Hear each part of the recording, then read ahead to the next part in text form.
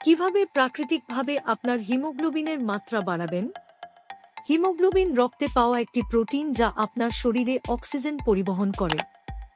WHO বলে যে একজন প্রাপ্তবয়স্ক পুরুষের দৈনিক আয়রনের প্রয়োজন হয় প্রতিদিন প্রায় ৮ মিলিগ্রাম, যখন মহিলাদের ক্ষেত্রে তাদের স্বাভাবিক হিমোগ্লোবিনের মাত্রা বজায় রাখতে প্রতিদিন ১.৮ মিলিগ্রাম পর্যন্ত হয়, যা মহিলাদের ক্ষেত্রে ১.২ থেকে ১.৬ মিলিগ্রাম প্রতি ডেসিলিটার এবং ১.৪ থেকে ১.৮ মিলিগ্রাম পুরুষদের মধ্যে ডেসিলিটার।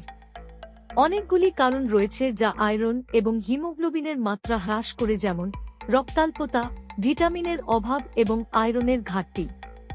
এখানে কয়েকটি প্রাকৃতিক উপায় রয়েছে যা আপনাকে আপনার হিমোগ্লোবিনের মাত্রা বাড়াতে সাহায্য করতে পারে।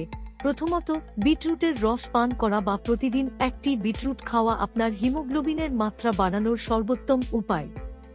বিটরুটে প্রচুর পরিমাণে আয়রন, ফাইবার এবং ফলিক অ্যাসিড থাকে, যা হিমোগ্লোবিন গঠনের জন্য অপরিহার্য। দ্বিতীয়ত, খেজুর লৌহ ও চিনির সমৃদ্ধ উৎস। আপনার ডায়েটে খেজুর অন্তর্ভুক্ত করা আপনার আয়রনের মাত্রা এবং হিমোগ্লোবিনের মাত্রা উল্লেখযোগ্যভাবে বৃদ্ধি করে। তবে ডায়াবেটিস রোগীদের খেজুর খাওয়া এড়িয়ে চলা উচিত।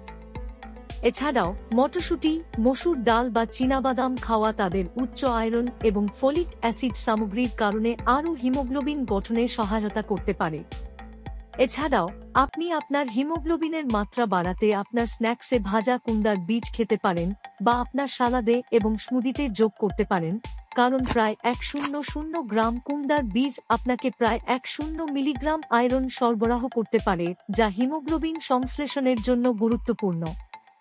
এবং পরিশেষে, আপনি যদি টমেটো, কমলালেবু, লেবু এবং বেরি জাতীয় ট্যানজি খাবার খেতে পছন্দ করেন, তবে আপনি সেগুলি আরও বেশি করে খাওয়া শুরু করতে পারেন, কারণ এসব খাবারে প্রচুর পরিমাণে ভিটামিন সি থাকে, যা শরীরে আয়রনের শোষণ বাড়িয়ে হিমোগ্লোবিন গঠনে সাহায্য করে।